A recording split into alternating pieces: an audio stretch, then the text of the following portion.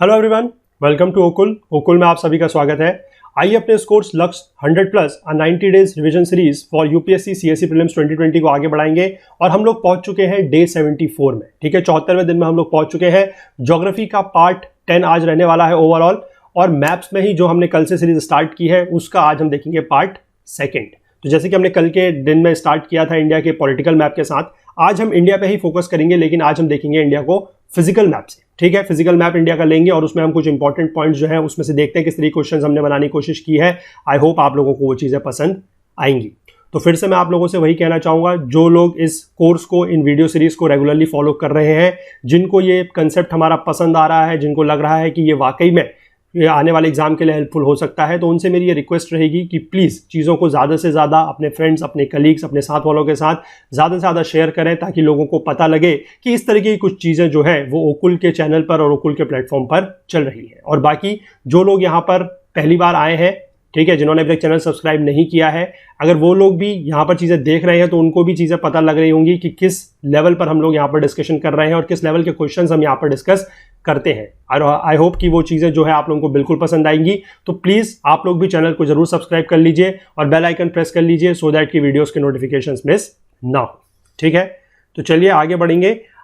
सबसे पहले मैं आप लोगों से फिर वही बात करूंगा, थोड़ा सा एक अपील को लेकर, कि जो हमारा मिशन है कि एजुकेशन को अफोर्डेबल बनाना सभी लोगों के लिए, क्योंकि जैसा मैं रोज कहते आया हूं कि ओकुल का ये मिशन है कि शिक्षा पर सभी का अधिकार है और शिक्षा जो है वो सभी को लोगों को मिलनी चाहिए, कोई भी इससे अछूता या वंचित नहीं रहना चाहिए। आप लोग हैं, नीचे डिस्क्रिप्शन बॉक्स में एक लिंक दिया हुआ है, उसके थ्रू जाके थोड़ा बहुत कंट्रीब्यूट आप लोग, जो आपके कैपेसिटी में हो, जो आपकी इच्छा हो, वो आप नीचे उस लिंक के थ्रू कर सकते हैं। वो आपका एक छोटा सा जो आप मदद करेंगे हमें, वो किसी की ज़िंदगी में बहुत बड़ा परिवर्तन ला सकता है। क्योंकि जो आप यहाँ पर थोड़ा बहुत कंट्रीब्यूट करेंगे, उसको लेकर उसको हम यूटिलाइज करके हम अपने चैनल पर आप लोगों के लिए बहुत सारे कोर्सेज और लेके आएंगे, जो आप लोगों के लिए हेल्पफुल होंगे और भी बहुत सारे लोगों के लिए वो ज़रूर हेल्पफुल होंगे। ठीक है, तो अपना थोड़ा सा सपोर्ट जो है हमारे साथ ज़रूर बनाई के रखिए और इस मिशन में जो है अपना रोल बिल्कुल अदा करिए। ठीक है, तो चलिए इसी बात पे आगे का डिस्कशन हम स्टार्ट करेंगे। आज का पहला क्वेश्चन हम देखेंगे आज के दिन का क्या है, ये देखिए। ये है आज के दिन का पहला question. Consider the following plateaus of India. ठीक है, प्लेट्यूज माने पठार। पठार हमें यहां पर दिए गए हैं 4। ठीक है, पहला है बागेलखंड प्लेट्यू, दूसरा है बुंदेलखंड प्लेट्यू, तीसरा है मालवा प्लेट्यू और चौथा है भांडेर प्लेट्यू। ये चारों प्लेट्यू को आपको अरेंज करना है फ्रॉम वेस्ट टू ईस्ट। ठीक है, यानी कि पश्चिम से पूर्व की दिशा में आपको इन प्लेट्यूज को लगाना है, बागेलखंड, बुंदेलखंड, मालवा और भांडेर। ठीक है, चलिए 15 सेकंड का टाइम आप लोगों के पास रहेगा, आप लोग इसका जवाब बता सकते हैं क्या है। बिल्कुल आपको मैप में इनकी लोकेशन जो है एग्जैक्ट पता होनी चाहिए, तभी आप इनको वेस्ट टू ईस्ट या ईस्ट टू वेस्ट जो भी है आप इनको तभी अरेंज कर सकते हैं। बागेलखंड, बुंदेलखंड, मालवा और भांडेर। देखिए सही जवाब है ऑप्शन सी, यानी कि 3214। यानी कि अगर हम वेस्ट से चलना शुरू करें, पश्चिम से चलना शुरू करें, तो सबसे पहले आएगा मालवा प्लेट्यू, उसके बाद आएगा बुंदेलखंड, फिर आएगा भांडेर और फिर आएगा बागेलखंड। ठीक है, चलिए अब इसको थोड़ा सा मैप में देखेंगे, क्योंकि मैप में करे बिना ये चीज़ें कोई कंप्लीट है नहीं, क्योंकि मैप का ही सीरीज चल रही है। देखिए सबसे पहले आपको यहाँ पर ये नदी नोट डाउन। सबसे पहले देखिए फिजिकल मैप पढ़ने का तरीका मैं आपको बताऊं कि किस तरीके से आपको फिजिकल मैप पढ़ना चाहिए। सबसे पहले तो आपको नदियां पता होनी चाहिए। ठीक है, मेरे पास जो ये मैप है, इसमें ये ब्लैंक मैप है, लेकिन इसमें नदियां जो है वो पहले से ड्रॉन है। ठीक है, अगर आपको ऐसा मैप मिलता है तो बहुत अच्छी बात है। ठीक है, अगर आपको ऐसा मैप नहीं मिलता है, अगर आप मार्केट में, अभी तो खैर आप मार्केट नहीं जा सकते, आई नो, तो इसीलिए मैं आप लोगों से रिक्वेस्ट करूंगा कि जिसको भी ये मैप चाहिए, स्पेशली ये रिवर वाला मैप, वो हमें एटलीस्ट एक मेल ड्रॉप करे। आपको हमारी ईमेल आईडी पता है okul.co@gmail.com। आप उस मेल पर हमें रिक्वेस्ट भेजें और ये मैप जो है वो आपको फॉरवर्ड किया जाएगा और फिर इस मैप का आप प्रिंट आउट वगैरह लेके इसका यूज कर सकते हैं। क्योंकि रिवर का जो मैप है, फिजिकल मैप अगर आप पढ़ रहे हैं, तो रिवर्स की जो लोकेशंस है, रिवर्स की जो पोजीशन है, वो बहुत ज्यादा इंपॉर्टेंट है, क्योंकि उसी को याद रख के आप उसके ही चारों तरफ या उसके ही मतलब उसी के रिस्पेक्ट में आप और जगह को देख सकते हैं। ठीक है, अगर आप मैप नहीं होगा या रिवर नहीं होगी तो फिर चीजों को समझना बड़ा मुश्किल है। तो रिवर्स की जो इंपॉर्टेंस है वो अपने आप में बहुत ज्यादा है, या मैं कहूंगी सबसे ज्यादा है। ठीक है, तो देखिए सबसे पहले मैं क्यों कह रहा हूं ऐसा, देखिए सबसे पहले आपको ये रिवर अगर यहां पर दिख रही है, तो इस रिवर को आप अगर जानते हैं तो अच्छी बात है, नहीं जानते हैं तो नोट डाउन कर सकते हैं। सॉरी, ये है चंबल। ये वाली जो रिवर है दिस इज योर चंबल, ये चंबल नदी है, ठीक है। और ये वाली जो नदी है दिस इज योर बेतवा, ये बेतवा है, ठीक। ये वाली जो है ये सोन है, ठीक है। दिख रही है आपको, चंबल, बेतवा और सोन। सोन जो है वो डायरेक्ट जाके गंगा में मिलती है, और चंबल और बेतवा जो है ये जो ऊपर से आपकी यमुना आ रही है दिस इज योर यमुना, ये यमुना नदी है, इसमें आके मिल रही है, ये इसकी सहायक नदियां हैं, ठीक है। तो फिलहाल जितनी नदियां हमें दिख रही है उससे हमारा काम हो जाएगा। अब आप ये देख लीजिए ये नदियां, ठीक है। अब देखिए चंबल और बेतवा के बीच में, चंबल और बेतवा के बीच में मैं यहां पर अगर बात करूं तो ये वाला जो प्लेट्यू है ये आपका मालवा प्लेट्यू है, ठीक है। This is your Malwa plateau, ठीक। अब अगर मुझे बेतवा और चंबल दिख रही है तो मैं एग्जैक्टली बता सकता हूं कि मालवा प्लेट्यू कहां पर है, जैसे मैंने आपको यहां पर बताया, ठीक है। इसके बाद ये जो बेतवा है यहां पर आके एक नदी ऐसे करके और मिलती है जो है केन, ठीक है। और यहां पर एक प्लेट्यू है दिस इज योर बुंदेलखंड, ये आपका बुंदेलखंड प्लेट्यू है, ठीक है। ये है बुंदेलखंड। इसी के जस्ट अगर आप यहां पर बात करें तो यहां पर एक प्लेट्यू है, ये है आपका भांडेर, BHANDER, भांडेर प्लेट्यू, ठीक है। और यहां से आप सोन की तरफ को थोड़ा सा आगे बढ़ेंगे तो यहां पर आपका जो लगभग प्लेट्यू है ये आ जाता है बागेलखंड, ठीक है, ये आ जाता है बागेलखंड। इसी के बाद आप आगे बढ़ेंगे तो यहां पर आपको पता है कि राजमहल हिल्स वगैरह हैं, और यहां पर आपको पता है कि जो छोटा नागपुर प्लेट्यू है उसके ऊपर हजारीबाग, नीचे पलामू, सॉरी नीचे रांची, इधर की तरफ में पलामू प्लेट्यू, वो सारे, ठीक है। तो फिलहाल जो हमने आपसे पूछे थे वो है मालवा, बुंदेलखंड, भांडेर और बागेलखंड। तो अब आप समझ गए कि सबसे वेस्ट में यानी कि सबसे पश्चिम में आपका मालवा है, उसके बाद बुंदेलखंड है, उसके बाद भांडेर है और उसके बाद बागेलखंड है, ठीक है। तो मैप में इनको पोजीशंस को देखना और मैप में इनको लोकेट करना अपने आप में बहुत ज्यादा इंपॉर्टेंट है। तो इसलिए मैप की प्रैक्टिस जो है वो ज्योग्राफी अगर आप पढ़ रहे हैं तो मैप की प्रैक्टिस बहुत ज्यादा इंपॉर्टेंट है और उसको आप बिल्कुल साथ के साथ करते चलिए, ठीक है। चलिए, तो आई होप आपको ये समझ में आया होगा अच्छे से। चलिए अगला क्वेश्चन देखेंगे फिर से। Consider the following hill ranges, कुछ हिल रेंजेस दिए गए हैं नॉर्थ ईस्ट इंडिया के, यानी कि पूर्व उत्तर के कुछ हिल रेंजेस दिए गए हैं। कौन कौन से हैं? पहला है लुशाई हिल्स, दूसरा है मिश्मी हिल्स, तीसरा है मिकीर हिल्स और चौथा है जयंतिया हिल्स। अब इन हिल रेंजेस को आपको लगाना है फ्रॉम नॉर्थ टू साउथ, ठीक है, उत्तर से दक्षिण की तरफ को आपको लगाना है। Lushai Hills, Mishmi Hills, Mikir Hills और जयंतिया हिल्स, ठीक है। चलिए 15 सेकंड का टाइम आप लोगों के पास रहेगा। आपको पता होना चाहिए कि कौन सा जो हिल है वो कहां पर है, ठीक है, कौन से पहाड़ कहां पर है ये आपको पता होना चाहिए, तभी आप इसको लोकेट कर पाएंगे। एक तो नॉर्थ ईस्ट का रीजन वैसे ही बड़ा कंफ्यूजिंग है और फिर ये आपको पता होना चाहिए, ठीक है। देखिए डी इसका सही आंसर है 2, 3, 4, 1, यानी कि सबसे ऊपर अगर हम बात करें नॉर्थ में तो वो है मिश्मी, ठीक है, मिश्मी हिल्स, उसके बाद है मिकीर, उसके बाद आपके हैं जयंतिया और उसके बाद आपके हैं लुशाई, ठीक है। चलिए हम इसको देखेंगे। सबसे पहले यहां पर आप एक पॉइंट नोट कर लीजिए, अगर आपको ये लुशाई के नाम में कंफ्यूजन है तो लुशाई हिल्स जो है इनको मीजो हिल्स भी बोला जाता है, पहली चीज तो ये है, ठीक है। चलिए अब हम यहां पर पहले देखिए, ये हमारा नॉर्थ ईस्ट का रीजन है, ठीक है, आई होप आपको समझ में आ रहा है ये नॉर्थ ईस्ट का रीजन है। देखिए यहां पर जो आपका मेघालय है, यहां पर आपको पता है कि आपके 3 हिल्स हैं। कौन कौन से? पहला है गारो, ठीक है, दूसरा ये है खांसी और तीसरा इसके बगल में जो है ये वाला, ये है जयंतिया, ठीक है, खांसी, गारो और जयंतिया, ये बहुत फेमस है, ठीक। इसके बाद आप यहां से ऊपर चलेंगे आसाम में तो यहां पर आपके एक हिल्स है, ठीक है, यहां पर आपको पता है कि आपकी कार्बी आंगलोंग डिस्ट्रिक्ट है और यहां पर ये जो हिल्स हैं ये हैं आपके मिकीर हिल्स, ठीक है, ये है मिकीर, ठीक। इसके बाद आप यहां पर अरुणाचल प्रदेश में यहां पर ऊपर आएंगे तो यहां पर एक हिल्स है, दे आर योर मिश्मी, ठीक है, मिश्मी हिल्स यहां पर है। इसके बाद आप अरुणाचल से नीचे को बढ़ेंगे तो ये वाला आपका जो रीजन है ये आपका नागालैंड बनता है, यहां पर है नागा हिल्स, ठीक, यहां पर है नागा हिल्स।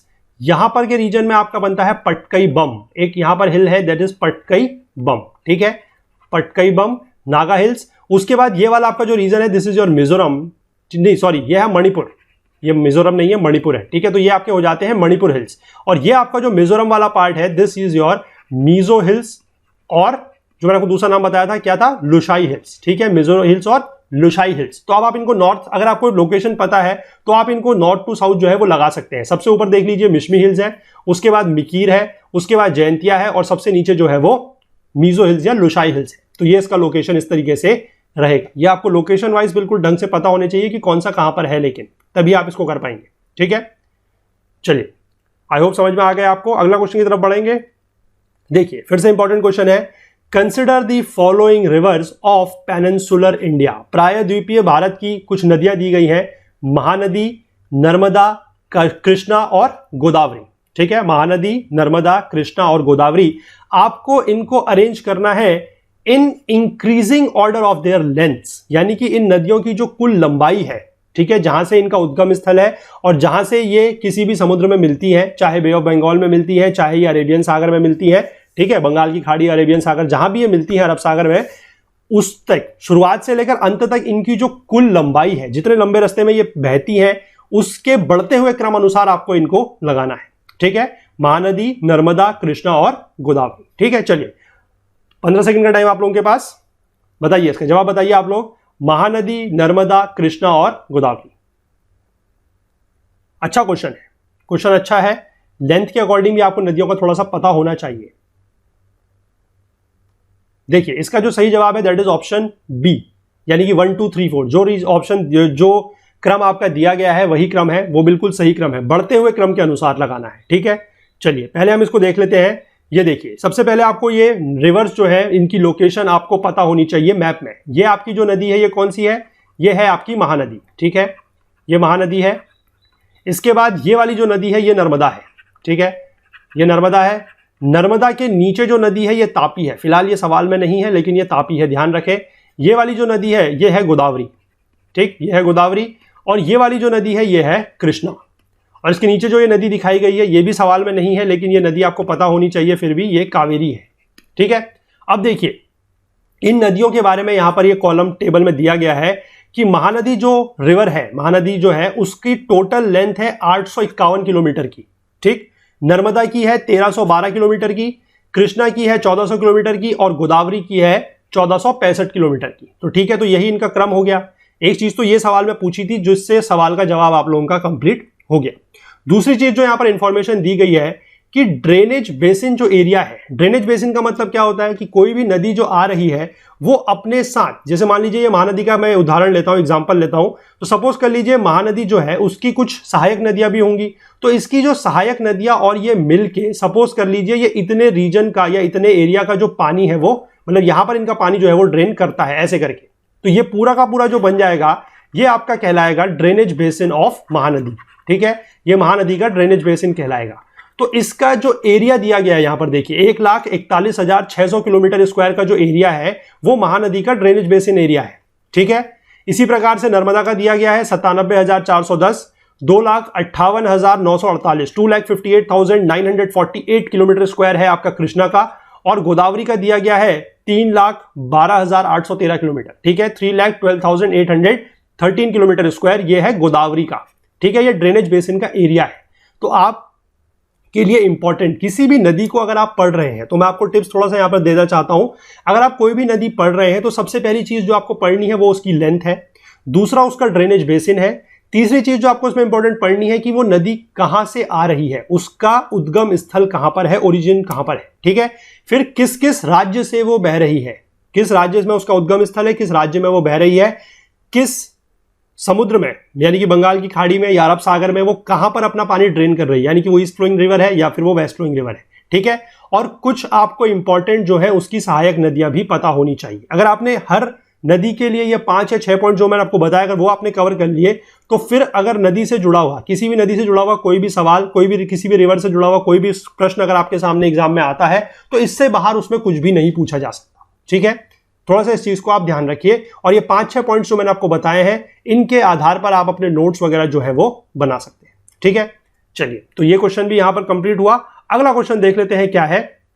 देखिए अगला क्वेश्चन है कि कुछ हिल रेंजेस की बात की गई है साउथ इंडिया की, यानी कि दक्षिण भारत के कुछ हिल रेंजेस यहां पर दिए गए हैं, जैसे कि है Anamalai Hills, Javadi Hills, Nallamala Hills, Shevaroy Hills और कार्डेमम हिल्स। अब फिर से आपको इन हिल्स को लगाना है नॉर्थ से साउथ।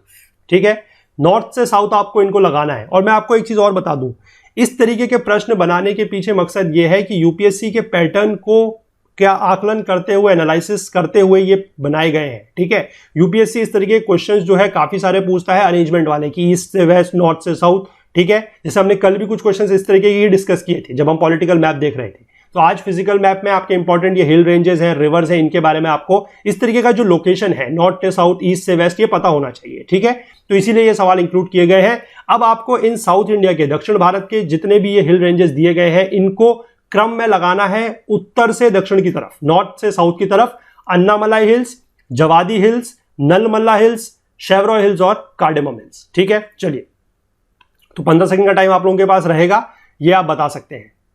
और बाकी आपको अगर कोई हिल्स जैसे आप पढ़ रहे हैं तो उसमें क्या है कि आप उनके जो पीक्स हैं, जो हाईएस्ट पीक्स हैं, वो भी आप नोट डाउन करें तो वो आपका इंपॉर्टेंट रहेगा। ठीक है, फिलहाल आप इसका जवाब दे सकते हैं।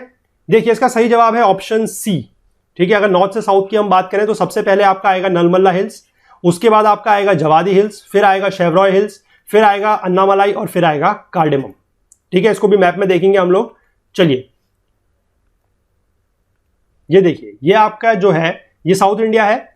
यहां पर अगर मैं बात करूं तो जो ये आपकी कृष्णा रिवर है, यहां पर सबसे पहले जो ये वाली रिवर, ये आपकी माउंटेन रेंज या हिल रेंज है, ये है आपकी नलमाला हिल्स। ठीक है, नलमाला हिल्स जो है वो ये है। ठीक, इसके बाद आपकी पालकोंडा वेलीकोंडा रेंज आती है, वो यहां पर सवाल में नहीं पूछी गई है। इसके बाद जो सबसे पहले यहां पर आता है ये है आपके जवादी हिल्स। ठीक, ये जवादी है। इसके नीचे यहां पर आता है ये आपके शेवरॉय है। ठीक है, ये जवादी है, ये शेवरॉय है। इसके बाद यहां पर अगर आप देखेंगे तो ये अन्नामलाई है। ठीक, ये अन्नामलाई हिल्स है। और इसी के जस्ट नीचे अगर हम बात करें तो यहां पर ये लगभग आपके कार्डेमम हिल्स है।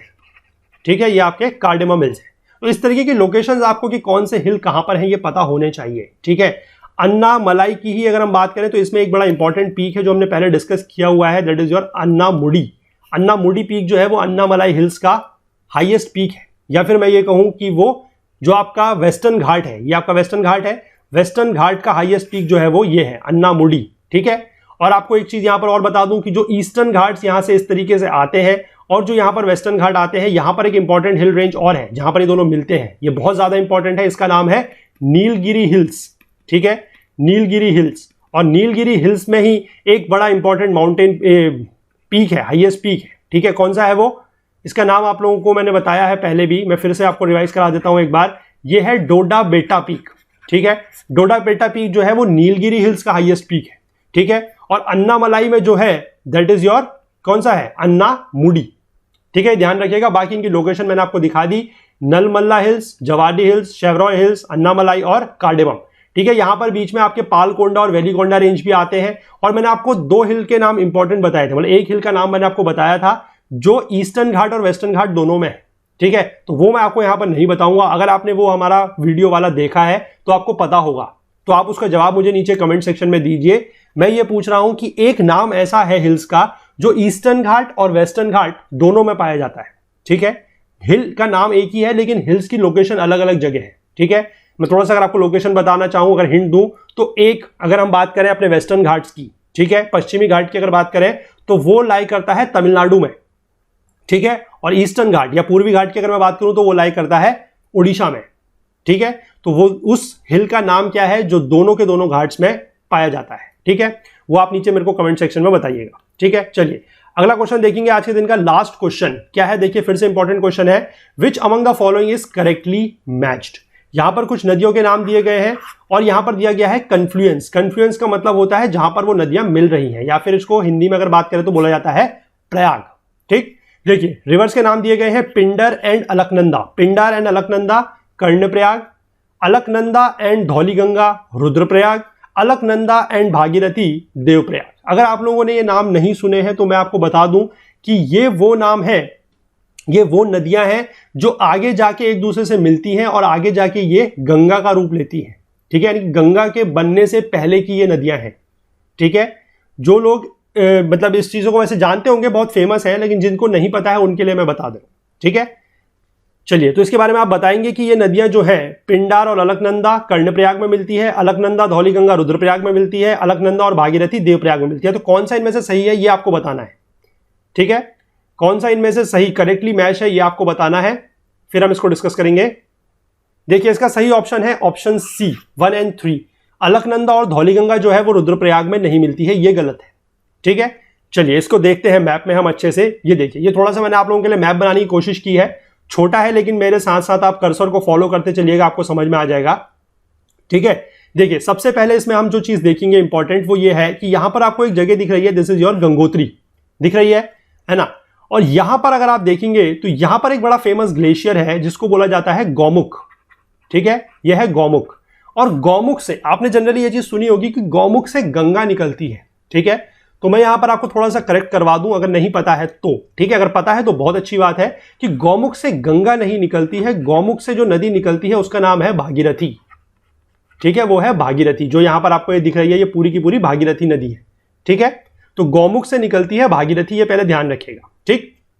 उसके बाद यहां पर आपको एक जगह और दिख रही है, ये भी एक बड़ा फेमस धार्मिक स्थल है, प्रसिद्ध धार्मिक स्थल है बद्रीनाथ, ठीक है।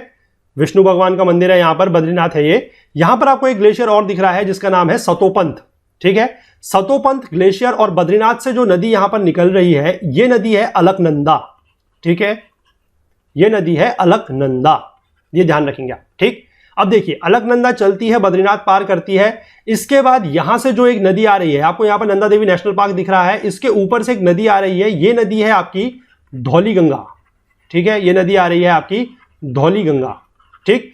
धौलीगंगा और अलकनंदा जो है यहां पर ये मिल रही है। यहां पर आपको जगह का नाम दिख रहा है वैसे जोशीमठ, ठीक है, वो थोड़ा सा नीचे है क्योंकि मैप को मैंने थोड़ा सा कंप्रेस करा हुआ है, तो जोशीमठ आपको वहां पर दिख रहा है। पर ये जो जगह है एग्जैक्टली ये जगह है विष्णुप्रयाग, ठीक है। तो आपको पहला प्रयाग या पहला कन्फ्लुएंस मिल गया किस किस का, धौलीगंगा और अलकनंदा का। वो कहां पर है, विष्णुप्रयाग में, यहां पर जो है ये विष्णुप्रयाग है, ठीक है। इसके बाद ये दोनों नदियां मिलती हैं और ये आगे बन जाती है अलकनंदा, ये अलकनंदा रहती है, अलकनंदा आगे को चल रही है और यहां से एक नदी आ रही है, ये नदी है आपकी नंदाकिनी, ठीक है, नंदाकिनी।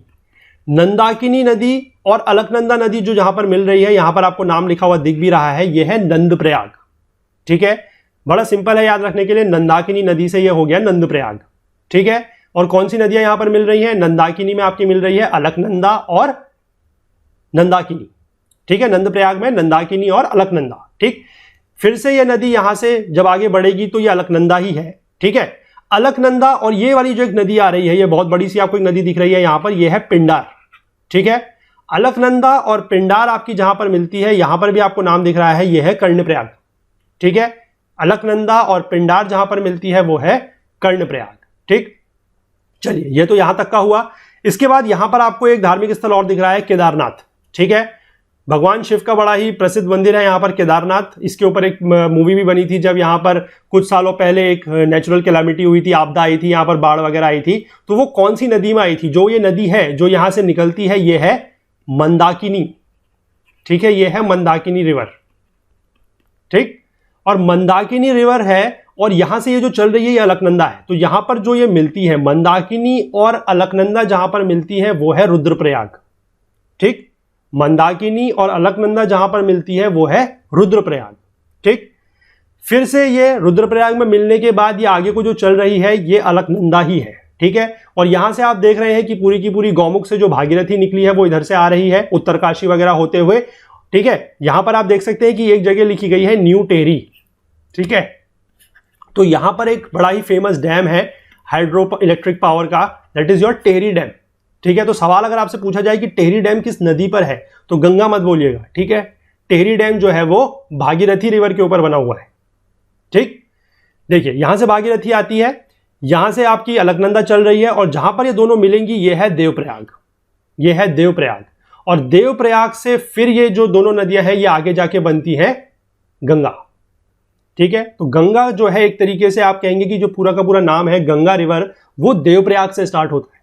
बाकी उससे पीछे की कहानी क्या है कि कौन सी नदियां कहां पर आके मिलती है वो मैंने आपको यहां पर समझा दिया, ठीक है। तो जो ये 5 प्रयाग है, देवप्रयाग, रुद्रप्रयाग, कर्णप्रयाग, नंदप्रयाग और विष्णुप्रयाग, ये जो 5 प्रयाग है इनको बोला जाता है पंचप्रयाग, ठीक है। ये पंचप्रयाग है, ठीक। ये तो इंपॉर्टेंट चीज हो गई। बाकी आपको यहां पर 4 जगहों के नाम भी मैंने दिखाए, बद्रीनाथ, केदारनाथ, गंगोत्री, और यहां पर आपको एक नाम और दिख रहा है, देखिए यमुनोत्री। यहां से जो ये नदी निकल रही है ये यमुना है, ठीक है। फिलहाल वो यहां पर हमारे इंपॉर्टेंट नहीं है क्वेश्चन में, तो यहां पर ये यमुनोत्री है। तो जो ये 4 जगह है, यमुनोत्री, गंगोत्री, केदारनाथ और बद्रीनाथ, ये आपके उत्तराखंड जो राज्य है उसके ये 4 धाम है, ठीक है। बहुत फेमस 4 धाम है। अगर आप ओवरऑल इंडिया की बात करें तो 4 धाम आपको पता है कौन कौन से हैं। उनमें से एक जो है वो बद्रीनाथ है, ठीक है। जो इंडिया के 4 धाम है उनमें से एक है बद्रीनाथ, ठीक है। इंडिया के 4 धाम कौन कौन से हैं, बद्रीनाथ, ठीक है। बद्रीनाथ आपका नॉर्थ में है, साउथ में आपका रामेश्वरम है, ईस्ट साइड में आपका उड़ीसा है और वेस्ट में आपका द्वारका है, ठीक है, गुजरात में। तो उसमें से जो 4 धाम आपके इंडिया के हैं उनमें से एक धाम यह है बद्रीनाथ, और बाकी बद्रीनाथ, केदारनाथ, गंगोत्री और यमुनोत्री जो है ये उत्तराखंड के 4 धाम हैं। ठीक है, आई होप ये एक्स्ट्रा इंफॉर्मेशन आप लोगों को पसंद आएगी। ठीक है, चलिए, तो ये थे आज के दिन के क्वेश्चंस का डिस्कशन। आई होप आप लोगों को जरूर पसंद आया होगा। आप लोग देख सकते हैं कि यहाँ पर कितनी मेहनत से आप लोगों के लिए चीजें बनाई जा रही हैं। मैप वगैरह में आपको बिल्कुल अच्छे से विजुअलाइज कराया जा रहा है चीजों को, ताकि आप लोगों के माइंड में एक चीजों की छवि बने, एक इंप्रेशन बने और आप चीजें बिल्कुल भी ना भूलें। ठीक है, तो इसी तरीके के क्वेश्चंस का डिस्कशन देखने के लिए मैं फिर से आपसे कहूंगा कि चैनल जरूर सब्सक्राइब कर लें। ठीक है, और वीडियो के नोटिफिकेशन मिस ना हो उसके लिए बेल आइकन भी प्रेस कर लें। ठीक है, और बाकी अगर कोई भी कमेंट है, कोई डाउट अगर आपको है, कोई क्वेरी है, कोई फीडबैक आप हमसे शेयर करना चाहते हैं तो नीचे कमेंट सेक्शन में जरूर लिख सकते हैं। और अगर आप हमसे कुछ और बात शेयर करना चाहते हैं तो आप हमारी email ID that is okul.co@gmail.com पर हमें लिख सकते हैं। और जिन लोगों को मैंने बताया कि ये मैप की अगर रिक्वेस्ट अगर किसी को चाहिए, ये वाला मैप, ठीक है, कि फिजिकल मैप विद रिवर्स अगर आपके पास है तो बहुत अच्छी बात है, प्रैक्टिस करते रहिए। अगर किसी को जरूरत है तो वो इस मेल आईडी पे रिक्वेस्ट डाल सकता है, हम उसको ये मैप जो है फॉरवर्ड कर देंगे। ठीक है, हमारे पास ये मैप्स अवेलेबल है। ठीक है, तो चलिए मिलते हैं कल के दिन में फिर से कुछ मैप को लेके। अब इंडिया को हमने डिस्कस कर लिया है, अब हम मैप में बढ़ेंगे वर्ल्ड में। अब हम देखेंगे कि वर्ल्ड में क्या क्या इंपॉर्टेंट है मैप को लेकर। अभी 2-3 दिन में हम इसको और कवर करेंगे, क्योंकि मैप का एक ऐसा सेक्शन है जिसमें से क्वेश्चंस आने के चांसेस जो है एग्जाम में बहुत ज्यादा रहते हैं। ठीक है, तो फिर से आप लोगों से थोड़ा सा एक बार जाते जाते मैं लास्ट में फिर से अपील कर दूं कि जो हमारा मिशन है कि एजुकेशन को अफोर्डेबल बनाना सभी लोगों के लिए, उसमें आप थोड़ा सा अपना योगदान अगर चाहें तो नीचे डिस्क्रिप्शन बॉक्स में लिंक दिया हुआ है, उसके थ्रू कर सकते हैं। ठीक है, क्योंकि मेरा हमेशा से यही मानना है, ओकुल का हमेशा से यही मानना है कि शिक्षा को बेचा नहीं जा सकता, शिक्षा को बांटा जा सकता है, और शिक्षा जो है वो बांटने से ही बढ़ती है, ज्ञान जो है वो बांटने से ही बढ़ता है। तो इसी बात से आपसे विदा लेते हैं आज के दिन में, कल को फिर से मिलेंगे। तब तक के लिए अपना बहुत बहुत ख्याल रखिएगा। Thank you, have a nice day, good night.